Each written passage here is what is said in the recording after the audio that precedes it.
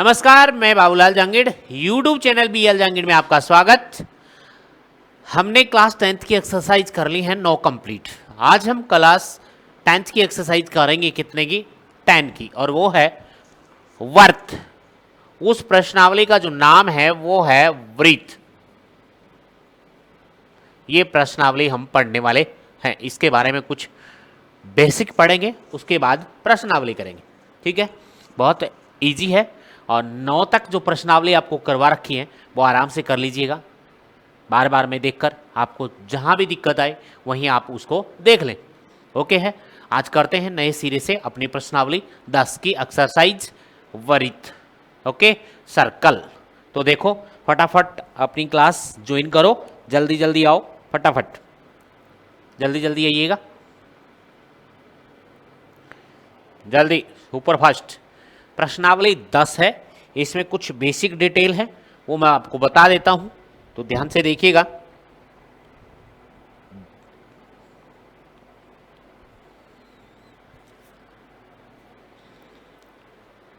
देखो,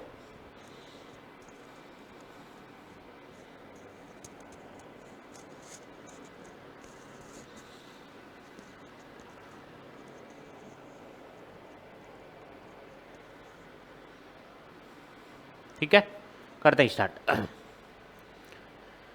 देखो, सबसे पहले नाम है व्रत। ठीक है, अब वर्त की परिभाषा देखो पहले तो।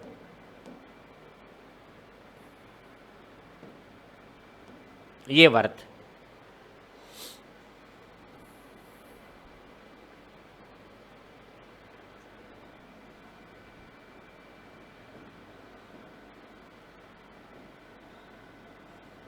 ये वर्त बना दिया। ओके, क्या कहा इसने कि ये एक स्थिर बिंदु है।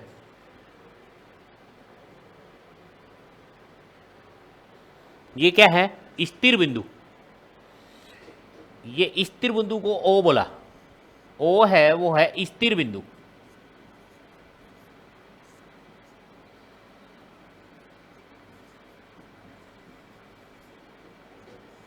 स्थिर बिंदु है, और स्थिर बिंदु को और क्या कहते हैं वो भी नाम लिख रहा हूं मैं। ये केंद्र है, इसको और जो नाम बोला जाता है वो केंद्र बिंदु भी कहा जाता है इसे। इसका नाम जो है वो है आपका केंद्र बिंदु भी है इसे। स्थिर बिंदु को केंद्र बिंदु कहते हैं, केंद्र बिंदु। ठीक है, इस स्थिर बिंदु से ऐसे चलोगे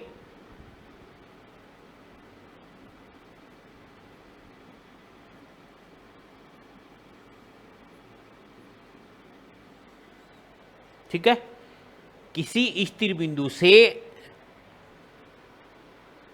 फिक्स दूरी, निश्चित दूरी, ठीक है, निश्चित दूरी द्वारा जो बिंदु पथ बनता है, ऐसे इधर बनेगा, ऐसे इधर बन जाएगा।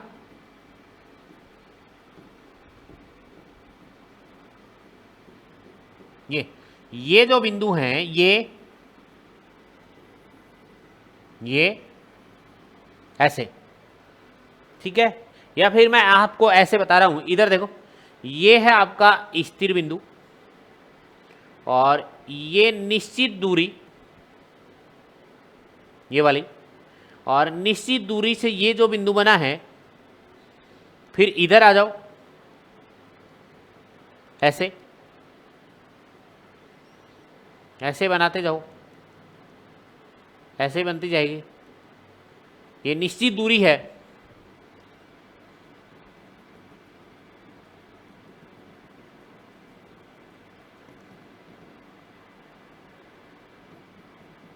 ये निश्चित दूरी, और ये बिंदु इनके निश्चित दूरी से बिंदुओं के बिंदु पथ को एक वृत्त कहते हैं। इस वाले को, ये वाले को।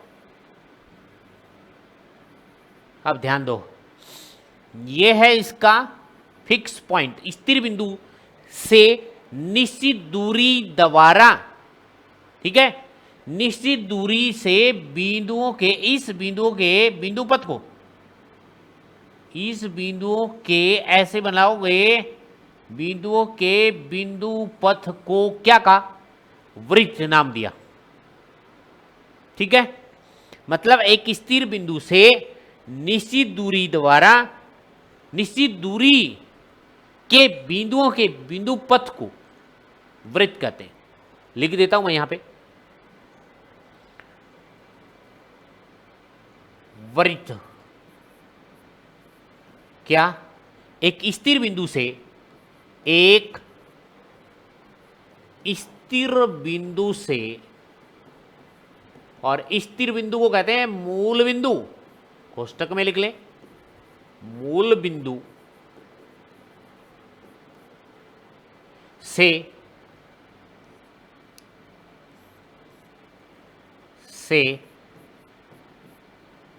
निश्चित दूरी, निश्चित दूरियों के बिंदु पथ को, बिंदु पथ को एक वृत्त कहते हैं।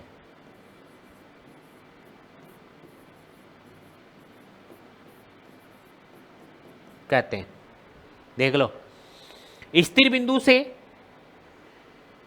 निश्चित दूरियों के बिंदु पथ को क्या कहते हैं? निश्चित दूरियों के बिंदु पथ को, ये बिंदु पथ है, ये बिंदु पथ है, ये बिंदु पथ है, ये बिंदु पथ है, ये बिंदु है, ये बिंदु है, और इनके रास्ते को मिलाकर एक क्या बन गया? वृत्त बन गया। इसे हम क्या कहते हैं? वृत्त कहते हैं। तो सीधी सीधी परिभाषा यह है, किसी स्थिर बिंदु से या केंद्र बिंदु से निश्चित दूरियों के बिंदु पथ को क्या कहा जाता है? एक वृत्त कहा जाता है। तो इसका नाम है वृत्त, ये है वृत्त। ठीक है, अब वृत्त में क्या क्या होता है? परिधि होती है, व्यास होता है, ठीक है, जीवा होती है, ये सब मैं आपको बता देता हूं, त्रिज्या होती है। देखो इधर,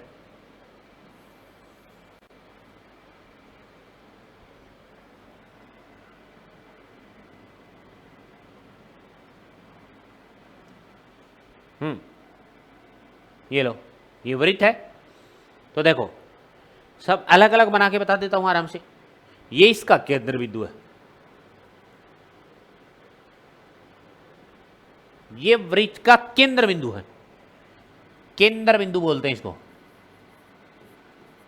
केंद्र बिंदु। नाम कुछ भी दिया जा सकता है इसका। मान लो केंद्र बिंदु का नाम दे दिया हमने क्या? ओ। ये ओ केंद्र बिंदु है। एक बात तो ये आई, और ये बाहर जो ये पूरी है, टोटल है, इसको परिधि बोलते हैं। इस वाले को क्या बोलते हैं? परिधि। एक पूरा चक्कर परिधि, यह है परिधि, इसको परिधि बोलते हैं। ठीक है, अब दूसरे वाले में बता देता हूं आपको।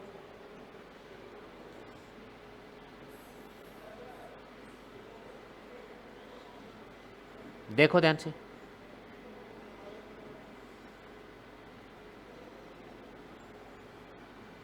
ठीक है, यहां से केंद्र से ये जो दूरी है, ये त्रिज्या है, इसको आर कहते हैं। ये इधर भी हो सकती है, ऐसे भी हो सकती है, ऐसे भी हो सकती है, ऐसे भी हो सकती है। ये सब क्या है? ये त्रिज्या है, ये भी त्रिज्या है, ये भी त्रिज्या है, ये भी त्रिज्या है। ये सब इनका नाम क्या है? त्रिज्या है। वर्त के इस केंद्र से लेके वर्त की परिधि तक, वर्त के केंद्र से लेके परिधि तक की दूरी को क्या कहा जाता है? त्रिज्या। और जिसको आर भी बोलते हैं, इसको आर से रिप्रेजेंट करते थे। ये भी त्रिज्या है, ये सब त्रिज्या हैं, त्रिज्या है। केंद्र से परिधि तक की दूरी को त्रिज्या कहते हैं।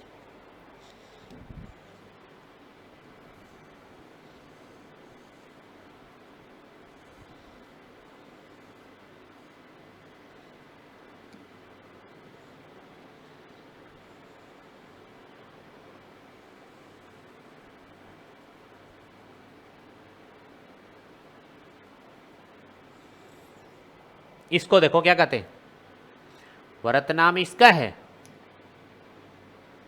ठीक है।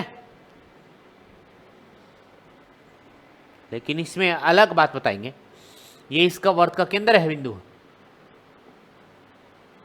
लेकिन ये केंद्र से यहां तक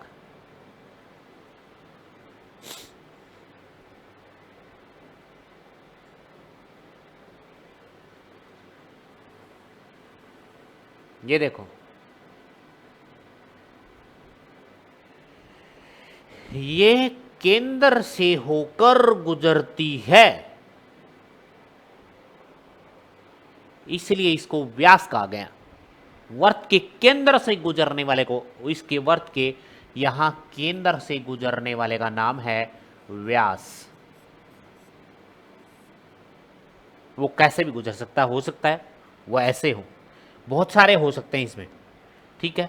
ये भी व्यास है, ऐसे गुजारोगे, केंद्र से गुजरना चाहिए, इसका नाम भी क्या है, व्यास ही है। ये सब क्या है, व्यास, ठीक है।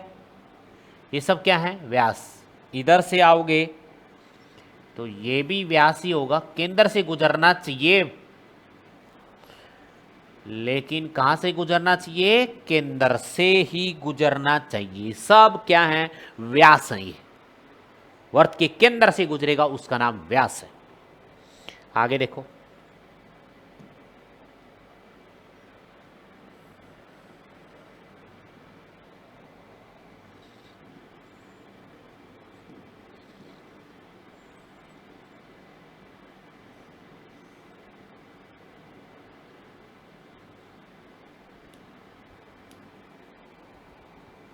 देखो त्रिज्या हो गई, केंद्र बिंदु हो गया, व्यास हो गया।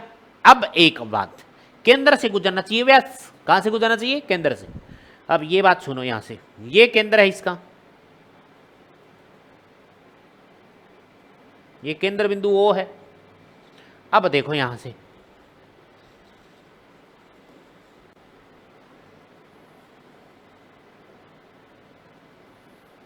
ये जीवा, ये भी जीवा, ये सब जीवा है।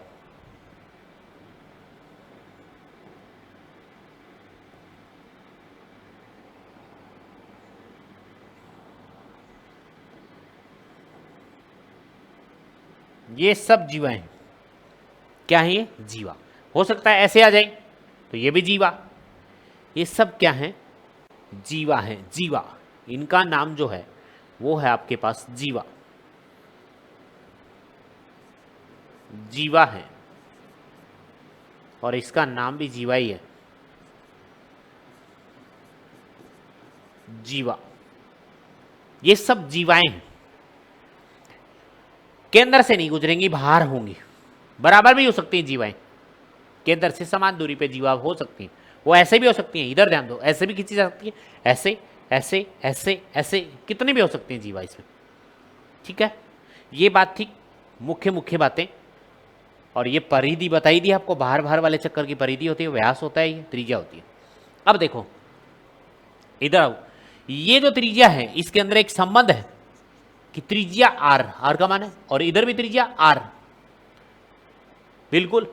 तो इधर ध्यान दीजिए आप कि मान लो ये भी त्रिज्या है, ये भी कौन है, त्रिज्या आर है, और ये केंद्र से गुजर गई है, व्यास हो गया।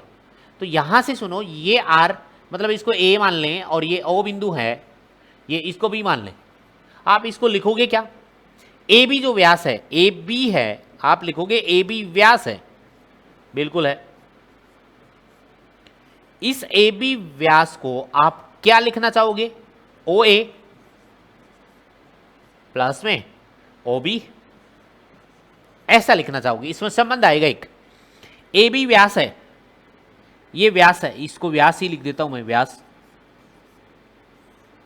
बराबर ओ ए कितना है, आर, प्लस में ओ बी कितना है, आर, त्रिज्या ही तो है, ये 2r आ गई। तो इससे क्या संबंध निकला कि व्यास जो होता है वो यहां से त्रिज्या का दुगुना होता है। व्यास जो होता है वो त्रिज्या का दुगुना होता है। ये इससे एक लाइन निकलती है कि व्यास त्रिज्या का दुगुना होता है, त्रिज्या व्यास का आधा होता है। इस बात को ध्यान से सुन लेना कि यहां से व्यास जो है वो त्रिज्या का दुगुना होता है। क्या लिखा? व्यास जो है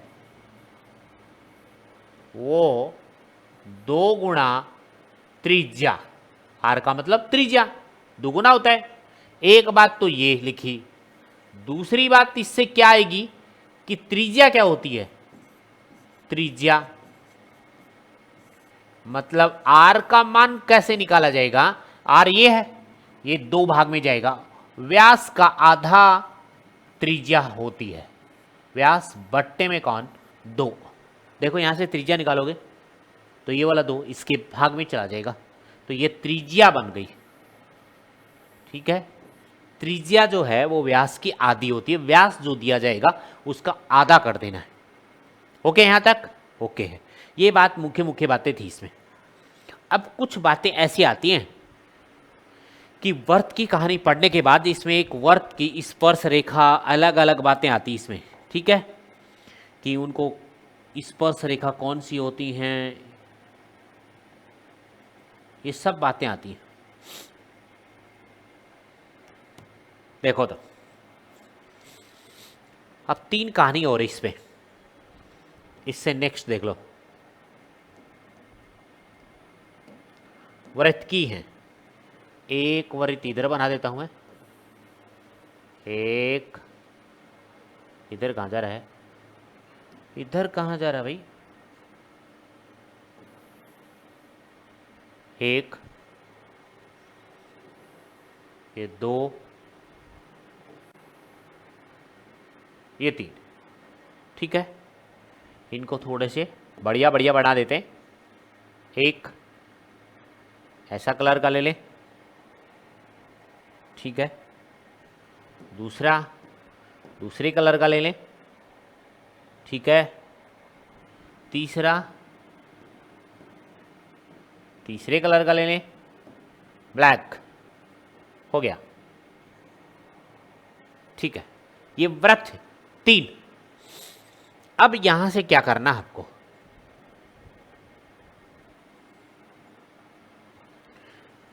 एक लाइन मैंने ये गुजार दी, यहां से एक रेखा गुजारी है। ओके है, ध्यान से देख लो भाई, एक रेखा ये गुजार दी मैंने।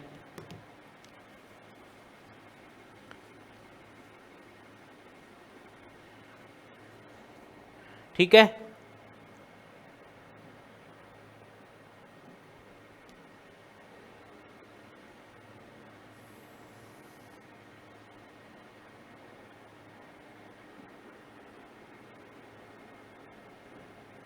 लो, ठीक है, और एक रेखा मैंने यहां दोनों से, क्या हो गया, दोनों के अंदर से, वर्त के अंदर से गुजार दी मैंने। देख लो,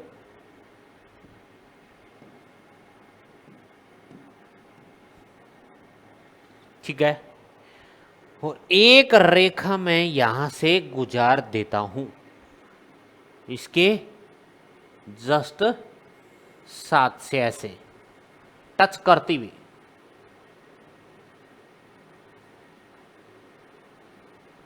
देखो स्पर्श कर रही है इसको। ठीक है, ध्यान दो, इधर लो, और ये वर्त है तो ये वर्त का केंद्र है यहां, और इस वर्त का केंद्र ये है, ले लो, इस वर्त का केंद्र ये हो गया, केंद्र बिंदु बन गए वर्त। अब ये स्पर्श रेखा, रेखाओं के बारे में चर्चा है। इस नंबर में आपकी ये जो रेखा है वो वर्त को स्पर्श कर रही है क्या? कहीं कहीं स्पर्श नहीं कर रही है। तीनों को आप चेक कीजिए कि कौन सी रेखा वर्त को स्पर्श कर रही है।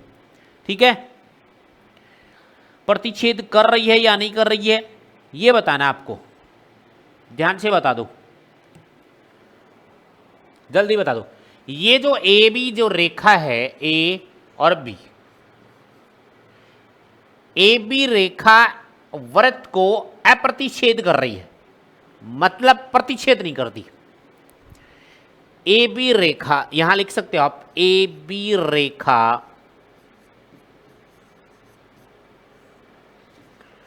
वृत्त को प्रतिच्छेद नहीं कर रही, नहीं कर रही।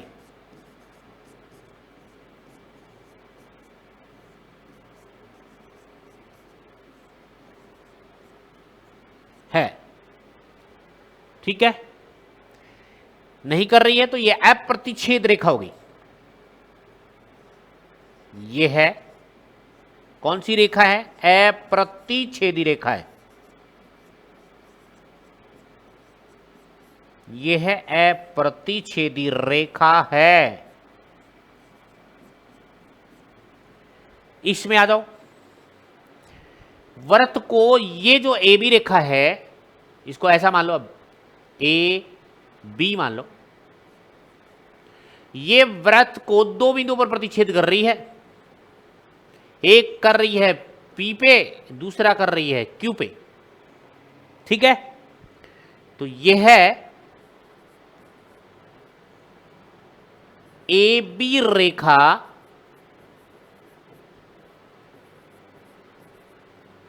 वृत्त को दो बिंदुओं पर प्रतिच्छेद करती है, दो बिंदुओं पर P और Q पर प्रतिच्छेद कर रही है, P और Q पर प्रतिच्छेद करती है।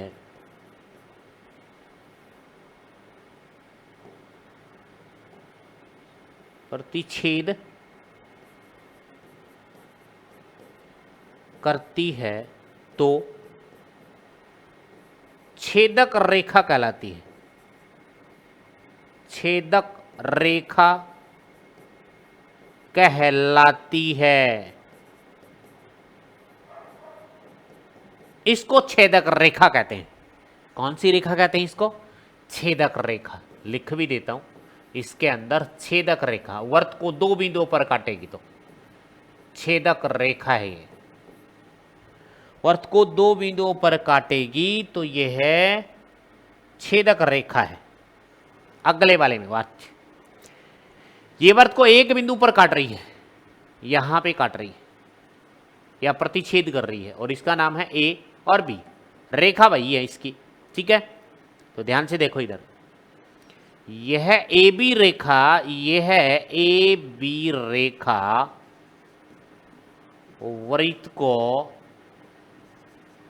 एक बिंदु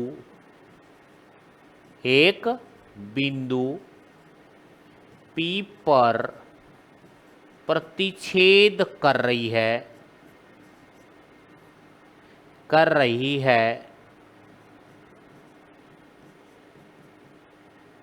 ठीक है। यह है स्पर्श रेखा है, स्पर्श रेखा है। इसको स्पर्श रेखा बोलते हैं। इस वाले को कौन सी रेखा कहते हैं? स्पर्श रेखा।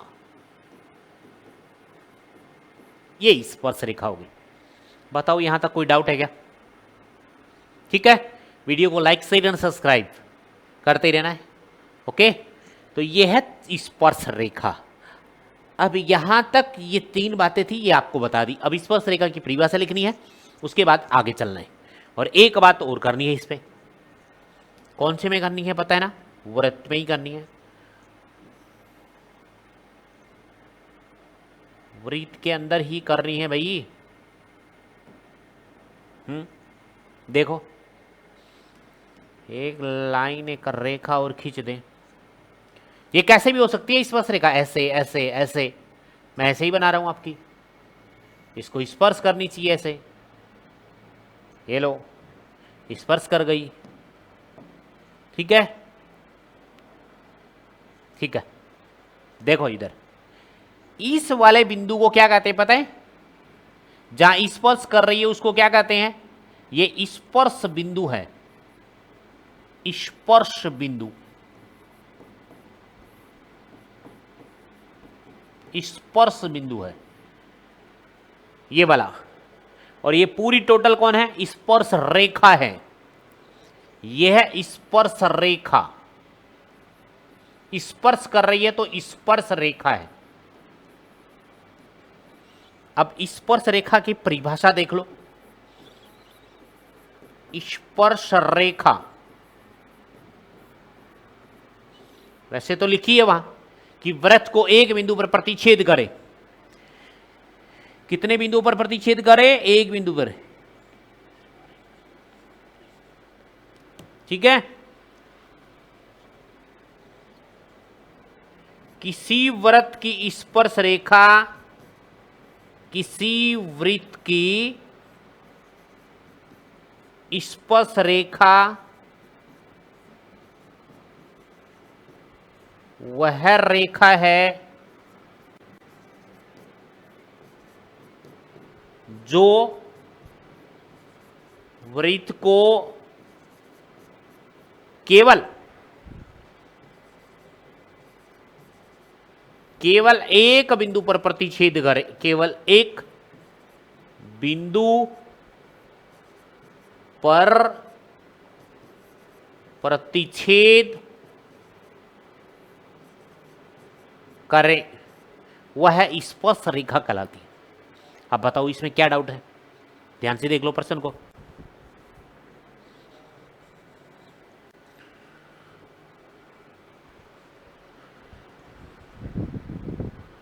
ध्यान से प्रश्न को देखो और फिर चलते हैं आगे। ठीक है, कोई दिक्कत नहीं है।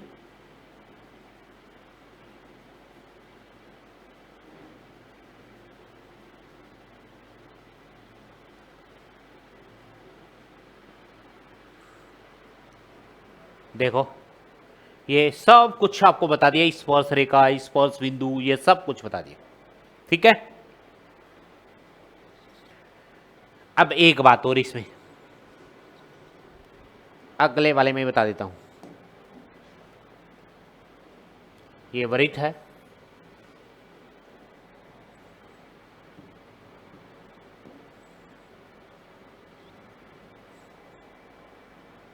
ठीक है, और ये इसकी स्पर्श रेखा है, बाहर से गुजरेगी स्पर्श रेखा, स्पर्श रेखा है, और ये इसका केंद्र बिंदु है। यहां से यहां तक त्रिज्या है। क्या है ये? त्रिज्या। ये त्रिज्या, ये कौन है? त्रिज्या आर है, और ये पॉइंट कौन सा है? ओ केंद्र है। और ये बिंदु, अब देखो वृत्त की स्पर्श रेखा और वृत्त की त्रिज्या का उभयनिष्ठ बिंदु कौन है?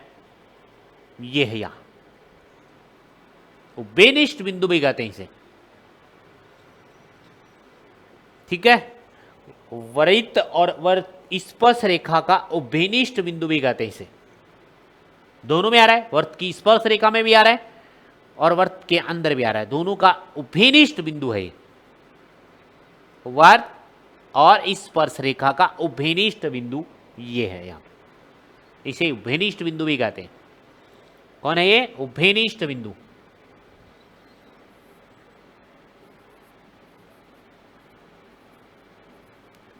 उभयनिष्ठ बिंदु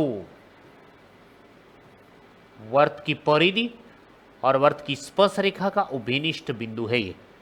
ठीक है, देख लो ध्यान से फटाफट।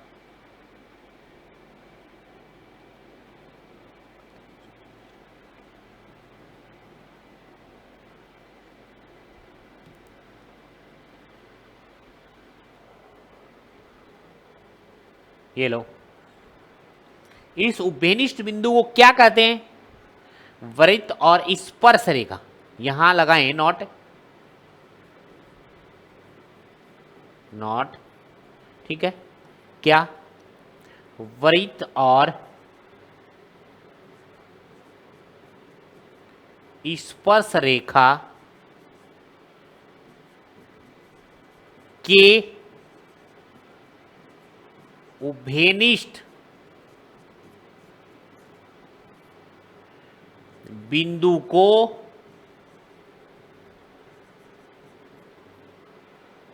स्पर्श बिंदु कहते हैं।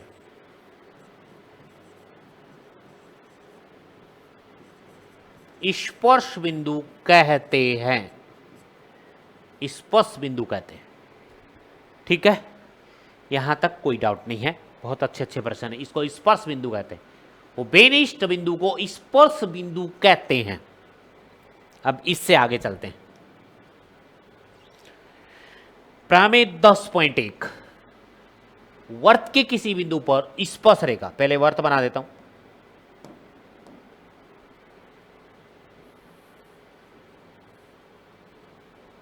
ये बना दिया वर्त।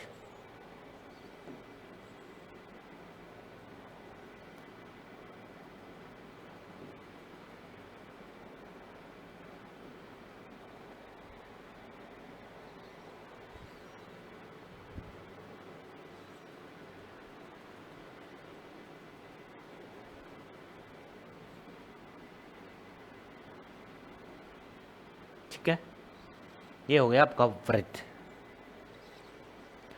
वर्त के किसी बिंदु पर, कोई भी बिंदु पर, वर्त पर किसी भी बिंदु पर स्पर्श रेखा, स्पर्श रेखा खींच दो। ठीक है, बना देता हूं मैं स्पर्श रेखा। ये बना दी मैंने।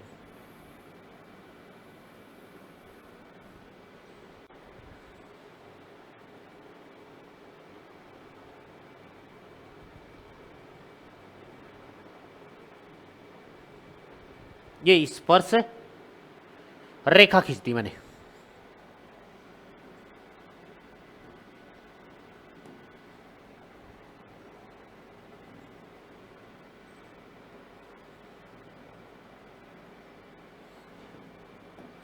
और ये त्रिज्या खींच दी मैंने यहां से।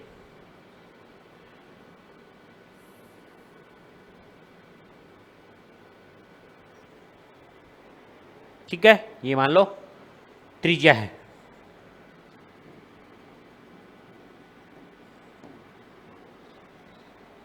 ये त्रिज्या खींचती। एक लाइन मुझे और खींचनी, स्पर्श बिंदु, किसी बिंदु पर स्पर्श रेखा, स्पर्श रेखा, स्पर्श बिंदु, स्पर्श रेखा स्पर्श बिंदु से, स्पर्श रेखा ये स्पर्श बिंदु है, बिंदु से जाने वाली त्रिज्या, जाने वाली त्रिज्या पर लंब होती है, पर लंब होती है, 90 डिग्री होती है। ये सीधा आपको करना है। ठीक है, तो यहां से मैंने एक लाइन और खींच देता हूं यहां से।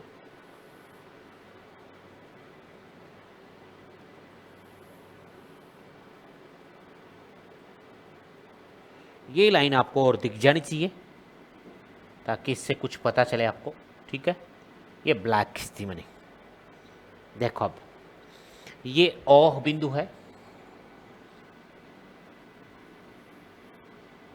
ओ बिंदु है, ये पी बिंदु ले लो और ये रेखाएं और अलग से मान लो आप। ठीक है, क्या कर ले, अलग से मान लेते हैं।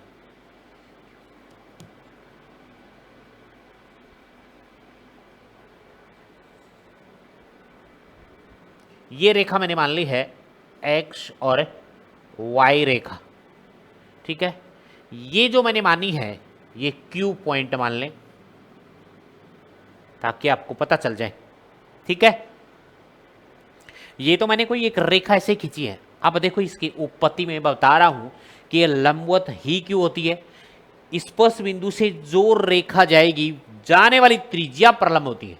यहां से जो भी जाएगी वो त्रिज्या परलंब होती है, ये कह रहा है। तो यहां से जाएगी वो रेखा, त्रिज्या परलंब है। त्रिज्या तो ऐसे खींचेगी, ऐसे तो जाएगी नहीं, ऐसे नहीं जाएगी, ऐसे नहीं जाएगी, ऐसे नहीं जाएगी, कहीं से खींच लो, यहां से खींचोगे तो यहां पे आएगी। तो त्रिज्या परलंब कैसे है वो आपको लिखवा रहा हूं मैं। ठीक है, वो आपको लिखना है। कुछ बातें हैं इसमें उपपत्ति में।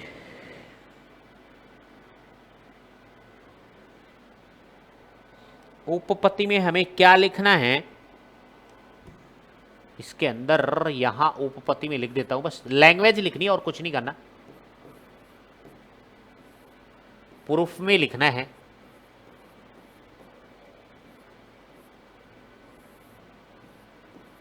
क्या लिखना है वो देखिएगा।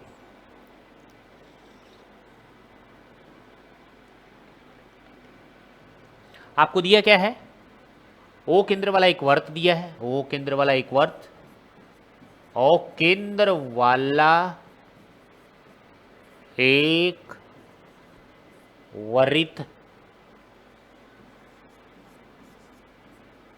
ठीक है। ओ केंद्र वाला एक वर्त जिसपे एक्स वाई एक स्पर्श रेखा है, एक्स वाई एक क्या है, स्पर्श रेखा है, ठीक है।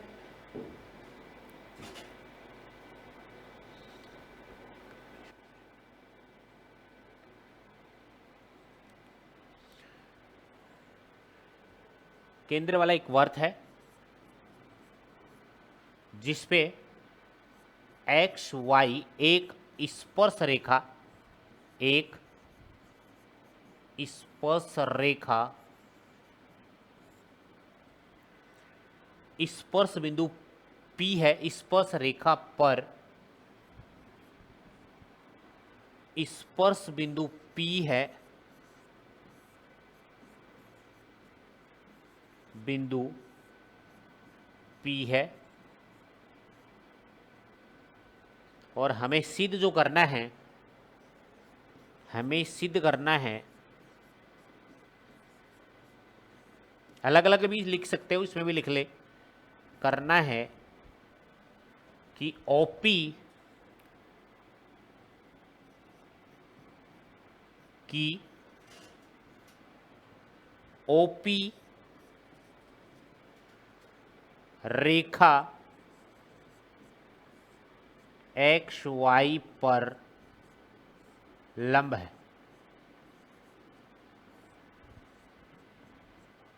ये आपको सिद्ध करना है।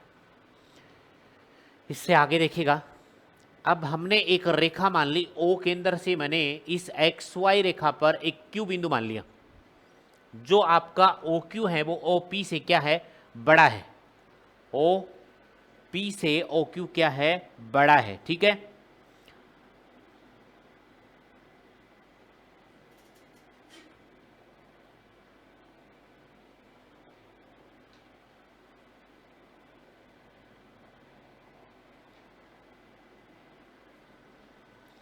इससे आगे देखो, अब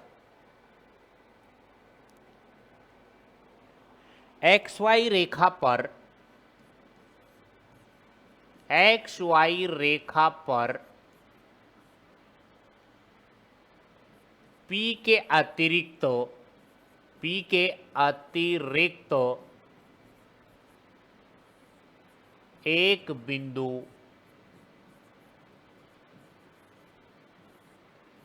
Q मान लिया, ठीक है, अतिरिक्त बिंदु Q मान लिया। अब इस पे क्या होना चाहिए, और O और Q को मिला दिया हमने, Q बिंदु मान लिया है, फिर O बिंदु को, O और Q को मिलाया, को मिलाया। इसके बाद हमें क्या है, बिंदु Q है वो वर्त के बाहर होना चाहिए,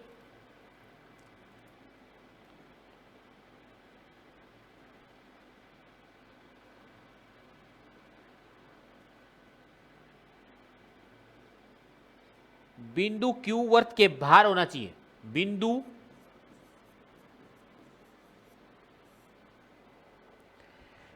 Q वृत्त के बाहर होना चाहिए,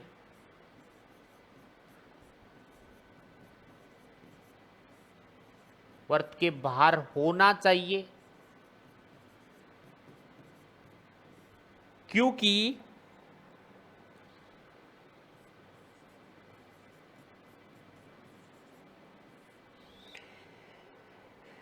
यदि Q, क्योंकि यदि Q वर्त के अंदर होगा, Q वर्त के अंदर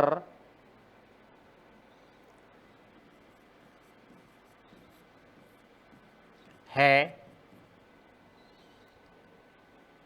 तो एक्स वाई वर्त की एक छेदक रेखा हो जाएगी, एक्स वाई वर्त की एक छेदक रेखा हो जाएगी, हो जाएगी।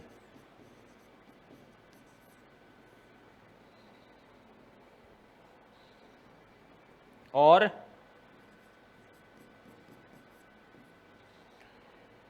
वह वर्त की स्पर्श रेखा नहीं होगी, और वह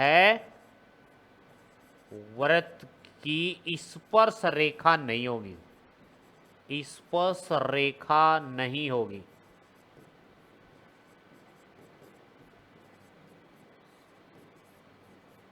ठीक है, ये हो जाएगा कि ओ जो क्यू है वो बड़ा है किससे, ओपी से, इसलिए ऐसा है। ठीक है, क्योंकि बिंदु जो P के अतिरिक्त एक्स वाई के प्रत्येक बिंदु के लिए सत्य है। इसके बाद क्या लिखा जाएगा वो लिखो, क्योंकि इसमें बड़ा हो जाएगा।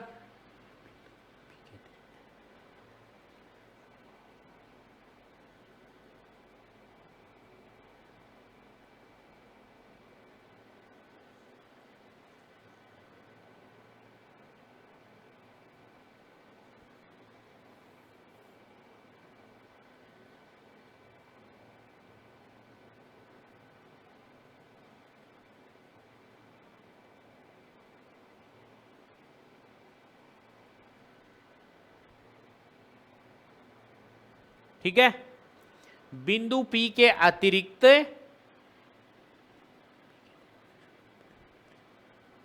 क्योंकि ये है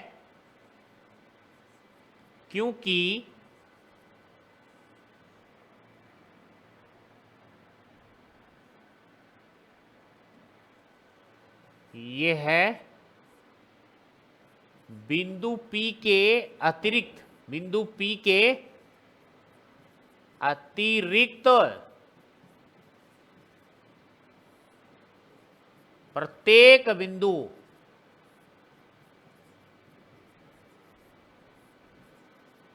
के लिए सत्य है, प्रत्येक बिंदु के लिए सत्य है। ठीक है, प्रत्येक बिंदु के लिए आपका ये बात सत्य रहेगी, वो आपको देखनी है इसमें।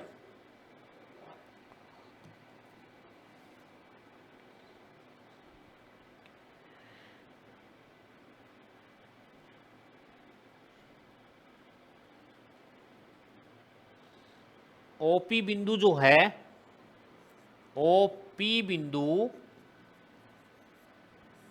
ठीक है, ओपी जो बिंदु है ओ से एक्स वाई रेखा एक्स वाई के अन्य बिंदुओं से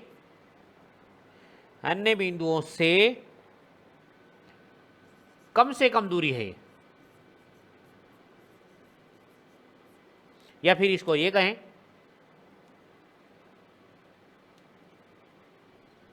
से न्यूनतम दूरी है।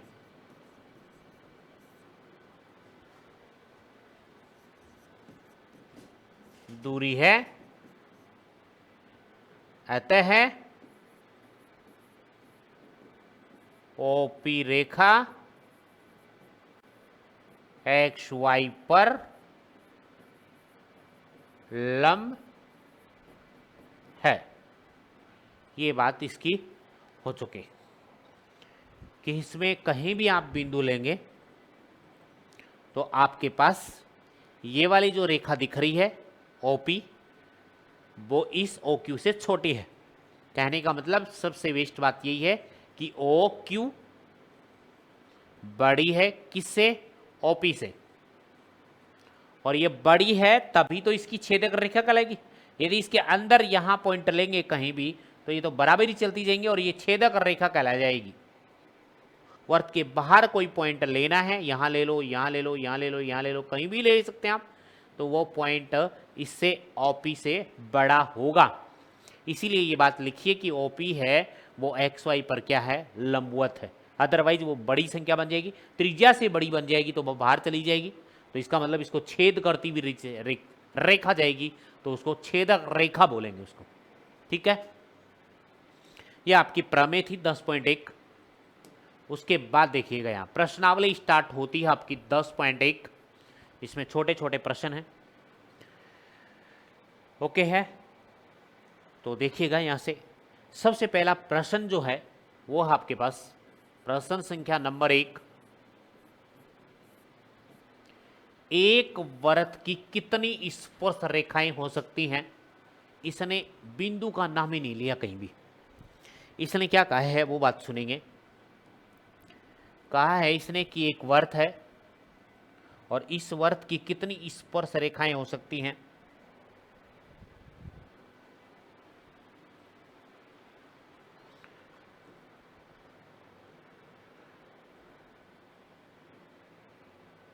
इस वृत्त की कितनी स्पर्श रेखाएं हो सकती हैं?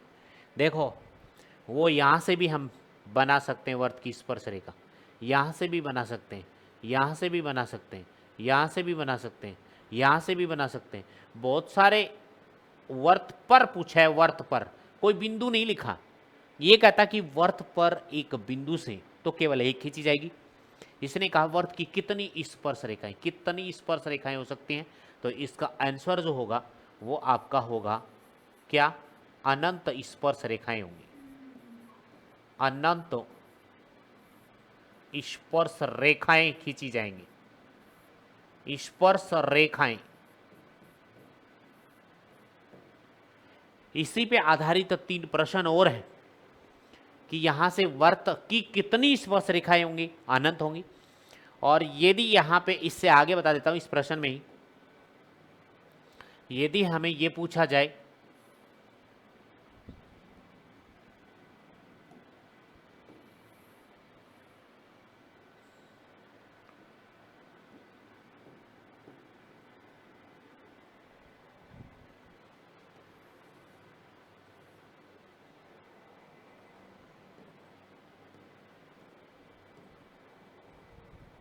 ये देखो, यदि उसी आधारित पे 2 प्रश्न और हैं। ये कहा कि वर्त पर कितनी स्पर्श, वर्त पे एक बिंदु से कितनी स्पर्श रेखाएं खींची जाएंगी, वर्त पर एक बिंदु से कितनी स्पर्श रेखाएं खींची जाएंगी। वर्त पर बिंदु ये हो गया, तो इस पे स्पर्श रेखा जो खींची जाएगी वो आपके सामने होगी। अब देखना कितनी खींची जाएंगी। ओनली इसको टच करती हुई, स्पर्श करती हुई केवल और केवल एक स्पर्श रेखा खींची जाएगी। वो इस प्रकार है, वो आपके सामने है। ठीक है, ये केवल और केवल एक स्पर्श रेखा खींची जाएगी वर्त पर एक बिंदु से। और वर्त पर बिंदु नहीं पूछे, वर्त पर कितनी स्पर्श रेखाएं होंगी, अनंत होंगी। और वर्त पर एक बिंदु से केवल और केवल एक स्पर्श रेखा खींची जाएगी। तो इसका उत्तर होगा केवल और केवल एक, केवल और केवल एक स्पर्श रेखा खींची जाएगी, एक स्पर्श रेखा। ठीक है, अब इस पे आता है, यहां पे आ जाओ। ये स्पर्श रेखा केवल एक होगी, स्पर्श रेखाओं की संख्या 1, स्पर्श रेखाओं की संख्या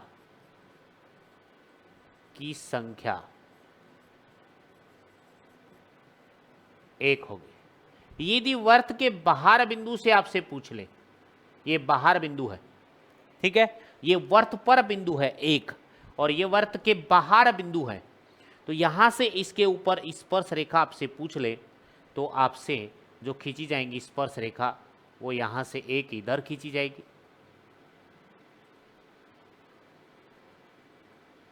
और एक स्पर्श रेखा इस साइड से ये खींची जाएगी। ठीक है, तो यहां से स्पर्श रेखा जो खींची गई है वो आपकी एक स्पर्श रेखा इधर है और एक स्पर्श रेखा आपकी इस साइड है। बाहर बिंदु से केवल और केवल दो स्पर्श रेखाएं खींची जाएंगी। बाहर कोई बिंदु P है मान लो, और वहां से ये बाहर बिंदु है, वर्त के बाहर बिंदु से वर्त पर कितनी स्पर्श रेखाएं खींची जाएंगी? तो इसकी स्पर्श रेखाओं की संख्या जो है, स्पर्श रेखाओं की संख्या, स्पर्श रेखाओं की संख्या कितनी होंगी? केवल और केवल दो होंगी। ये लो, स्पर्श रेखाओं की संख्या कितनी होंगी? दो। बाहर बिंदु से दो, वर्त पर एक बिंदु है तो उस पर केवल एक। और एक बात और है यहां,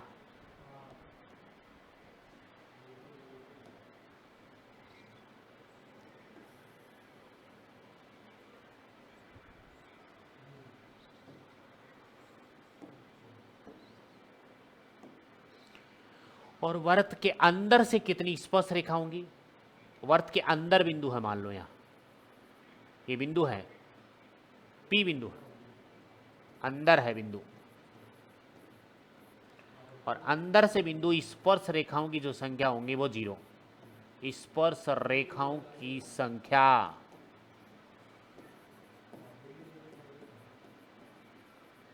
इस पे कितनी होंगी?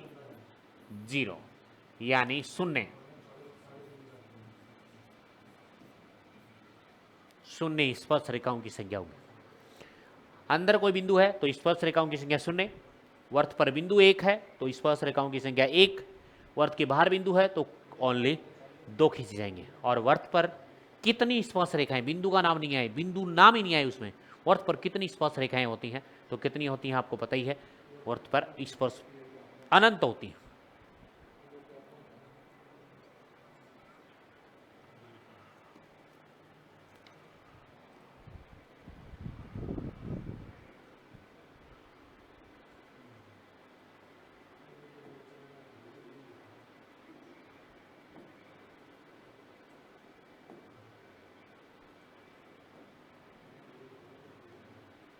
देखो अब प्रश्न नंबर 2,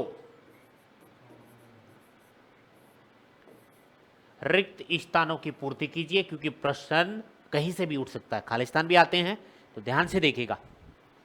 ये सब मैं बता चुका हूं उसको पीछे, इसमें बेसिक में बताया मैंने। किसी वर्त की स्पर्श रेखा उसे बिंदुओं पर प्रतिच्छेद करती है। ये किसी वर्त की स्पर्श रेखा उसे बिंदुओं पर प्रतिच्छेद करती है। कितने बिंदुओं पर करती है? 1 पर। ये वर्त है कोई कि स्पर्श रेखा ये है, स्पर्श रेखा उसे यानी इस वर्त को कितने बिंदुओं पर प्रतिच्छेद करती है? केवल 1 बिंदु पर प्रतिच्छेद करती है। तो खालिस्तान में क्या आ जाएगा? यहां पे 1 बिंदुओं पर प्रतिच्छेद करती है। कितने बिंदुओं पर प्रतिच्छेद करेगी? 1 बिंदु पर प्रतिच्छेद करेगी। दूसरा है, वर्त को 2 बिंदुओं पर प्रतिच्छेद करने वाली रेखा को छेदक रेखा कहते हैं। छेदक रेखा, छेदक रेखा कहलाती है, रेखा कहते हैं। 2 बिंदु पर प्रतिच्छेद करेगी, जैसे ये 2, एक यहां और एक यहां, तो क्या हुई? छेदक रेखा हुई। एक वर्त की समांतर स्पर्श रेखाएं हो सकती हैं बराबर। मान लो ये वर्त है, एक वर्त की समांतर स्पर्श रेखाएं, एक इधर है और एक इधर है, दोनों समांतर रेखाएं स्पर्श रेखाएं हो सकती हैं। ये स्पर्श है, ये भी स्पर्श है, तो दोनों क्या होंगी? बराबर होंगी। ठीक है। एक वर्त की समांतर स्पर्श रेखाएं हो सकती हैं 2 समांतर स्पर्श रेखाएं हो सकती हैं, 2 हो सकती हैं, 2 के अलावा नहीं हो सकती।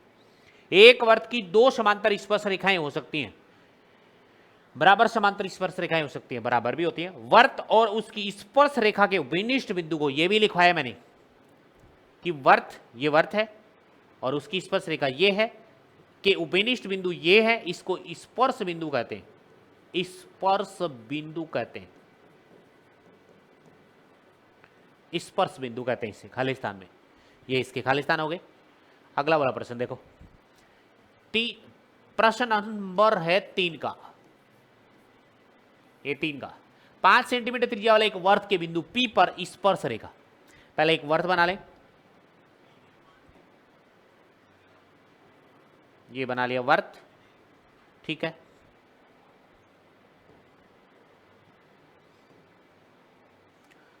पांच सेंटीमीटर त्रिज्या वाले एक वर्त के बिंदु P पर स्पर्श रेखा, ठीक है, स्पर्श रेखा PQ केंद्र O से जाने वाली, O से केंद्र O से, ये केंद्र O मान लें,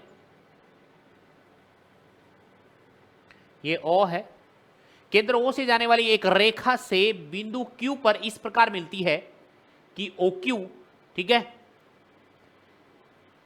बराबर 12 सेंटीमीटर PQ की लंबाई, PQ की लंबाई।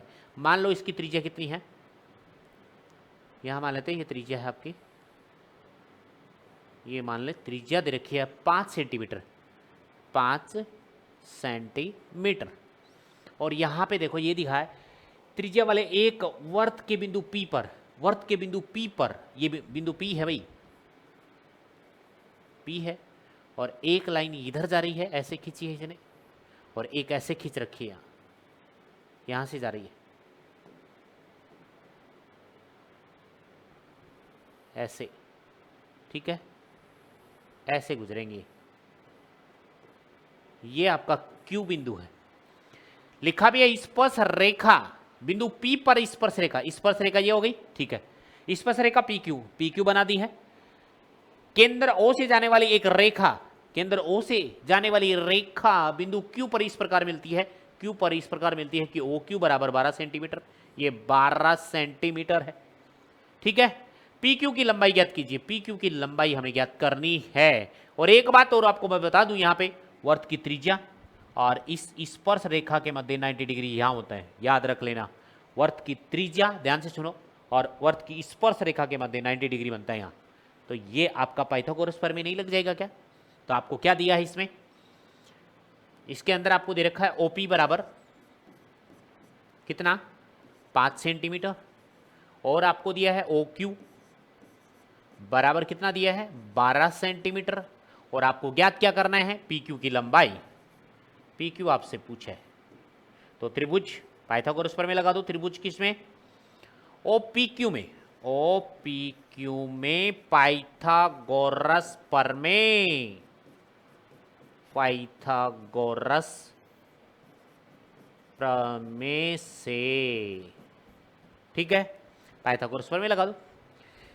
ये देखो ये 90 डिग्री है कि नहीं है, यहां पे ये 90 डिग्री है, तो इसके सामने वाली भुजा ये कर्ण हो गई, ठीक है, बिल्कुल। तो इसमें पाइथागोरस प्रमेय लगाओगे, कर्ण स्क्वायर बराबर आधार स्क्वायर प्लस में लंब का स्क्वायर, मान रख दो, कर्ण का मान OQ है, बराबर आधार का मान कितना है, देखो यहाँ पे आधार जो मर्जी इधर देख लो, ये है 90 डिग्री, ठीक है, तो ये लंबवत और ये आधार, आधार कौन है, OP और PQ, OP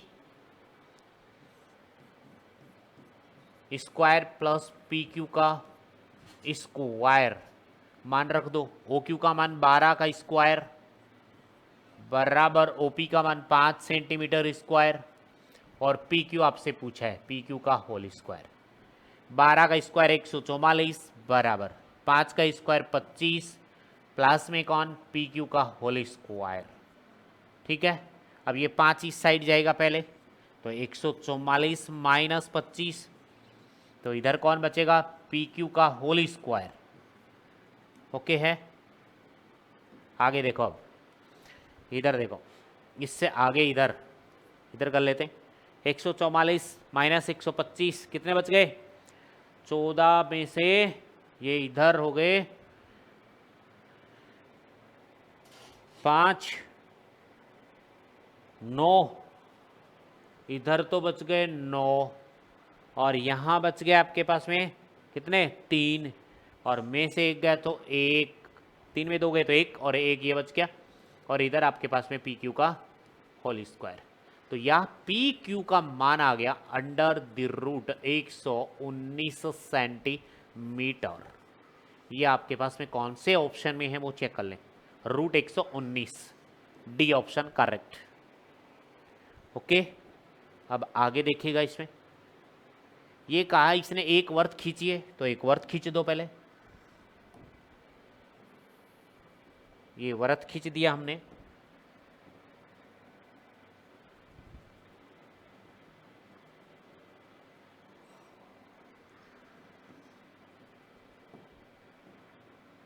ये लो, एक वर्त खींचिए और एक दी गई रेखा के समांतर एक दी गई रेखा खींच दो, कोई भी दी हुई कोई एक रेखा खींच दो।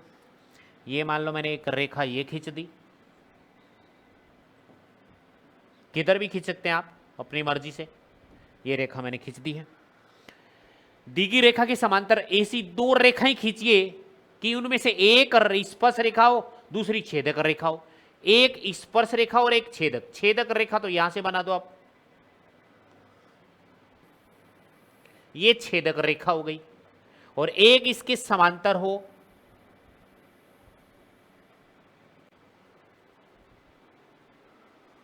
एक स्पर्श रेखा हो।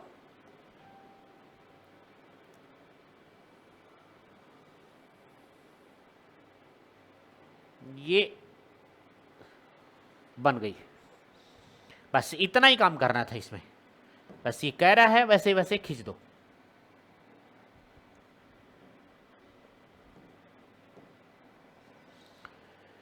दी गई रेखा ये दे रखी है, ये दी गई रेखा है, ठीक है, दी हुई है। इस रेखा की ये तो हो गई छेदक रेखा,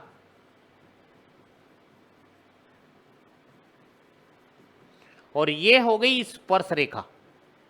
बस ऐसा खींचना था आपको, कुछ भी वर्णन नहीं करना, इसका एनालिसिस नहीं करना। जिनमें से एक स्पर्श रेखा हो और दूसरी छेदक रेखा हो, चाहो तो ऐसे खींच सकते हो आप, फिर ऐसे खींच जाएंगी वो, चाहो तो ऐसे खींच सकते हो, जैसे आपकी मर्जी है वैसे खींच सकते हो इसमें, ठीक है। ये आपकी प्रश्नावली खत्म हो गई, 10.1 की टोटल खत्म है। ओके, तो आज की क्लास यहीं पे फिनिश करते हैं। Okay, bye bye.